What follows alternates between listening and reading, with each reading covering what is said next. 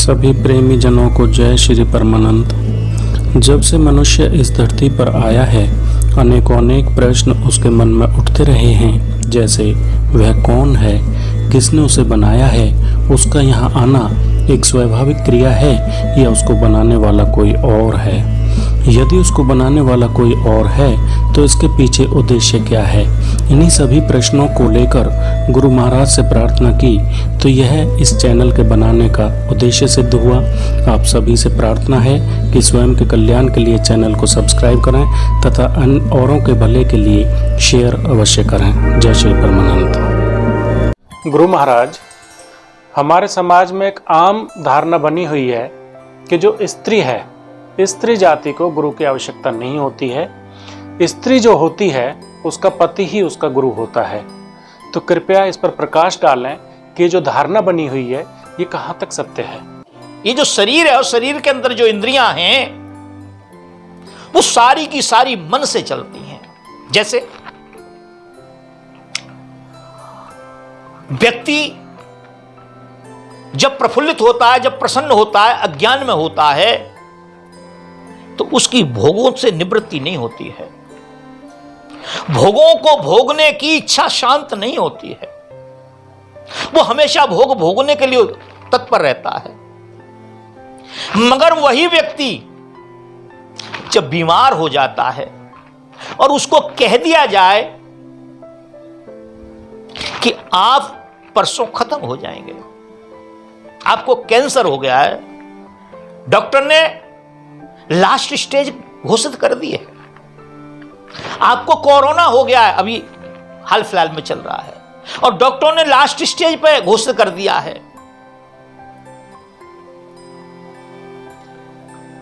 तो 4, 6, 10 बालाएं, सुंदर बालाएं, हमारी बेटियां नग्न अवस्था में आपके सामने खड़ी कर दी जाए, उस व्यक्ति के सामने खड़ी कर दी जाए भोग भोगने के लिए, क्या वो भोग भोग पाएगा? क्या भोगेगा वो शरीर से? क्या उन बेटियों को भोग पाएगा? नहीं भोग पाएगा। क्यों नहीं भोग पाएगा? क्योंकि उसके मन ने यह मान लिया कि अब मैं मरने जा रहा हूं। अब उसे भय हो गया इस संसार को छूटने का, भय हो गया मरने का। अब भोग अच्छे नहीं लग रहे उसे, भोगों से अब निवृत्ति नहीं हुई, अभी उसकी बुरे लगने लगे। क्यों? उसे इस बात का ज्ञान हो गया कि अभी मेरा शरीर छूटने वाला है, जबकि आत्मा तो उस समय पे भी है, और जब वो खत्म होगा तब भी होगी, और आत्मा यहां से दूसरी जगह चले जाएगी। जब आत्मा मरने वाली होती तो आत्मा खत्म हो जाती, फिर ये जन्म नहीं होते। इसलिए आत्मा के सुख दुख नहीं है, केवल मन के दुख होते हैं। तो कबीर साहब कहते हैं मन के लार शरीर, मन के साथ शरीर है। मन जब तक इंद्रिय के पीछे खड़ा नहीं होता है, आनंद इंद्रियों के पीछे मन ताकत देता है और मन आनंद लेता है। और मन में ना हो, मन आदमी का विकारित हो, विचारित हो, तब भी नहीं होता है। विकारित होगा तब भी नहीं वो काम करेगा, और जब विचारित होगा, जब विचार होंगे उसके पास, तब भी नहीं होगा। विचारवान व्यक्ति भी नहीं करता इस गंदे काम, और जिसके मन के अंदर विकार भरा पड़ा है वो भी नहीं होगा। जब मन प्रफुल्लित होता है, मन आनंदित होता है, तब उसका मन का मन भोगों की तरफ जाता है, संसार की तरफ जाता है, वासना और कामनाओं की तरफ जाता है।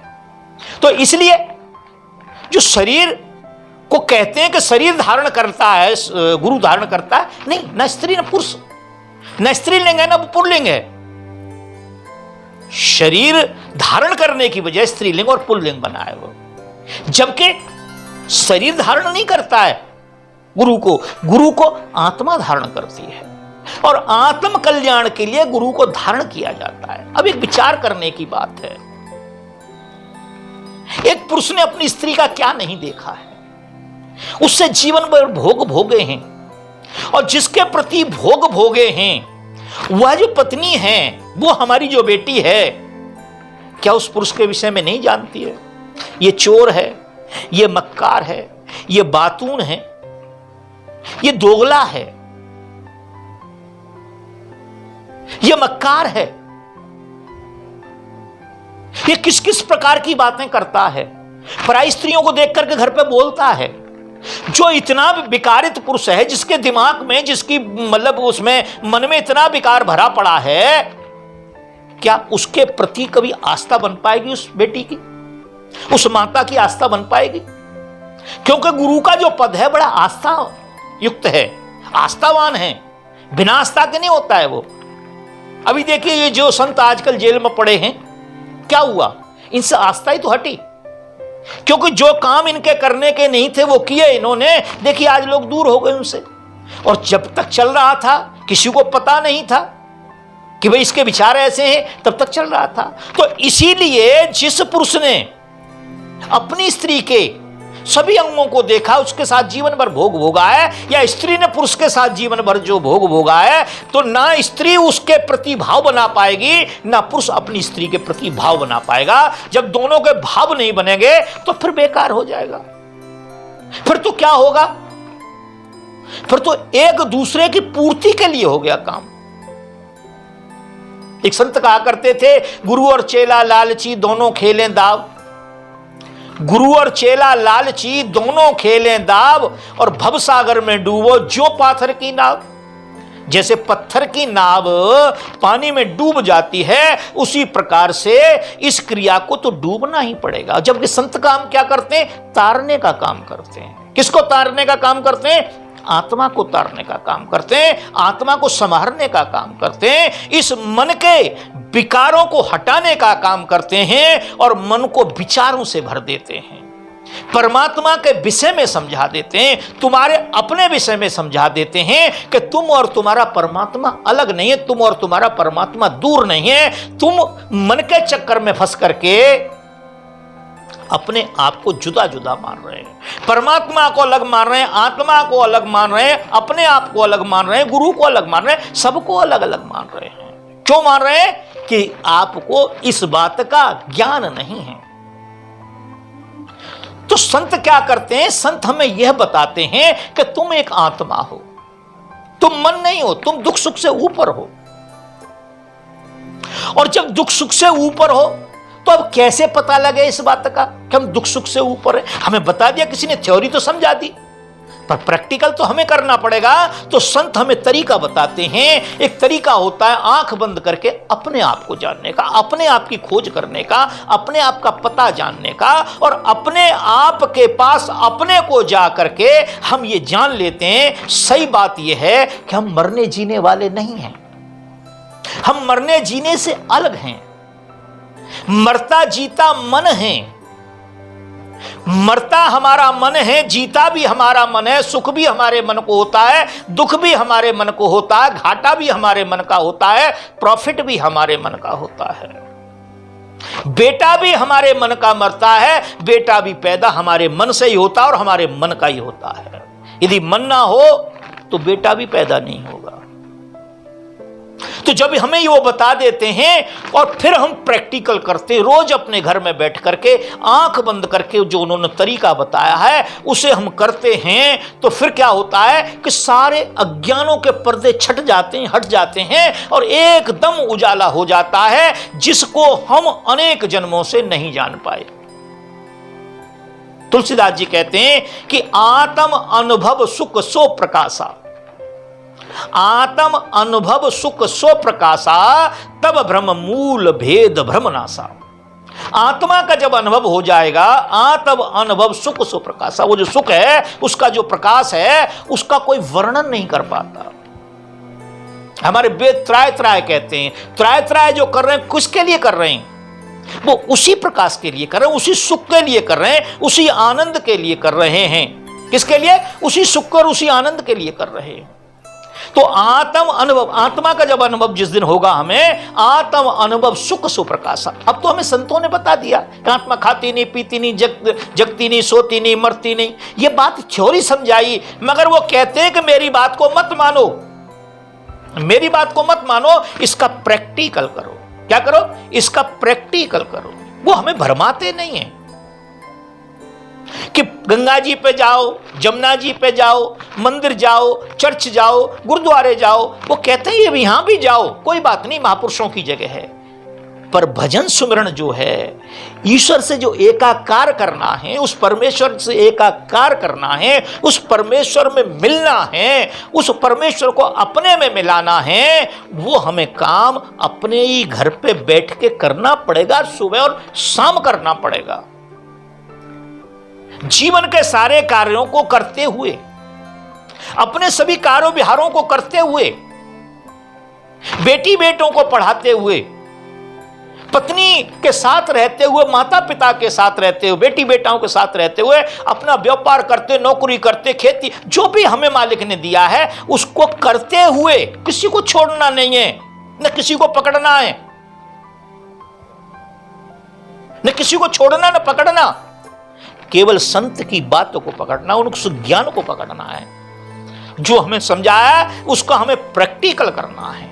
तो जब यह प्रैक्टिकल हो जाता है, इसलिए हम गुरु धारण करते हैं। यहां स्त्री पुरुष का कोई भेद नहीं है। स्त्री पुरुष का भेद शरीर तक है। स्त्री के अंदर भी वही मन है, पुरुष के अंदर भी वही मन है, सबके अंदर वही मन है, किसी के अंदर भिन्नता नहीं है। अब यह बात समझाने के लिए, यह बात समझने के लिए हमें गुरु धारण करना पड़ता है, और गुरु आत्मा धारण करती है, ना कि शरीर धारण करता है, ना कोई पुरुष धारण करता है, ना कोई स्त्री धारण करती है, ना कोई बच्चा धारण करता है, ना कोई ब्राह्मण धारण करता है, ना कोई क्षत्रिय धारण करता है, ना कोई शूद्र धारण करता है, ना कोई हिंदू, ना मुसलमान, कोई धारण नहीं करता। आत्मा धारण करती है, और आत्मा सभी के अंदर होती है, जितने नाम मैंने लिए हैं। तो बंधुओं, इस भेद को निकालने, स्त्री पुरुष का भेद केवल संसार तक है, और जो हमें संत के पास जाकर मिलना है वो इस संसार से पार जाने के लिए, संसार तक का नहीं है, संसार से पार जाने का खेल है, वो हमारा खेल है। इसलिए ये जो बात कहा गया, जो प्रश्न हुआ कि स्त्री धारण नहीं करनी, सब धारण कर सकते हैं, सभी आत्माएं धारण कर सकती हैं, सभी आत्माओं को अपना कल्याण करने का अधिकार है। हम केवल इसीलिए आए, मनुष्य का जो रूप मिला है, मनुष्य का जो शरीर मिला है, इसीलिए मिला है, और किसी लिए नहीं मिला। तुलसीदास जी कहते हैं, नहीं मनुष्य सम कबने उदेही, जीव चराचर याचती यही। मनुष्य के समान संसार में कोई और देही नहीं है। संसार के जितने जीव हैं उस परमेश्वर से याचना करते हैं, हे प्रभु हमें मनुष्य का शरीर एक बार दे दीजिए, जिससे हम किसी संत की शरण में जाकर के, किसी महापुरुष की शरण में जाकर के अपने आप को जान लें। अब हम थक गए हैं, पुण्यम मरणम पुण्यम जन्नम, पुण्यम मरणम पुण्यम मरणम, समय समय पे मरना, समय समय पे जीना, और हर जन्म के अंदर दुख ही दुख हैं, कहीं सुख नहीं है। कहीं हम कटते हैं, कहीं हम गलते हैं, कहीं हम सड़ते हैं, कहीं हम डुबा के मारा जाता है। इसलिए हम किसी से कह भी नहीं पाते। मनुष्य के शरीर को कोई कष्ट होता है तो दूसरे से भाग तो देता है, दूसरे को बता तो देता है, मगर मुर्गे बनते हैं, गाय भैंसे बनते हैं, बकरी बकरे बनते हैं। देखिए कई बार आपने देखा होगा, दुष्ट प्रकृति के लोग होते हैं, एक मुर्गे को पकड़ के ले जाते हैं, उसके पंख पकड़ लेते हैं, उसे मालूम है अब मुझे कटना है, मेरा जीवन नष्ट होने जा रहा है, मगर फिर भी बोल नहीं सकता, किसी से हेल्प नहीं ले सकता, किसी से हेल्प के लिए बोल भी नहीं सकता। मगर हमारे लिए कितना सुंदर शरीर मिला है। कोई डाकू आ जाए, कोई चोर आ जाए, कोई मारने वाला आ जाए, हो सकता है हम भागे, पर फिर भी कहेंगे बचाओ बचाओ बचाओ, चोर आ गया, डाकू आ गया, मुझे मारना चाहता है, लोग इकट्ठे हो जाएंगे हैं। तो इतनी जो बात हमें दी है, परमेश्वर ने दी है, ये शरीर इसलिए दिया है कि हम किसी संत की शरण में जाकर के अपने आत्म कल्याण को कर पाएं, प्रैक्टिकल कर पाएं। परमात्मा का भेजने का जो उद्देश्य है वो यह है, ये जान सकें कि हमारे उद्देश्य की पूर्ति हो गई या नहीं हुई, और जब परमात्मा के दरबार में जाएंगे तो वहां तो क्या हमें कोई नीचा तो नहीं देखना पड़ेगा, वहां कहीं हमें कष्ट तो नहीं भोगने पड़ेंगे, वहां तो हमें कोई लज्जा नहीं आएगी। क्यों? कि हम करके नहीं ले गए जो इस काम के लिए हम आए थे। मन ना रंगायो रंगायो जोगी कपड़ा, शरीर से कोई लेना देना नहीं है। गुरु धारण किए जाते हैं आत्म कल्याण के लिए, आत्म कल्याण के लिए। धन्यवाद।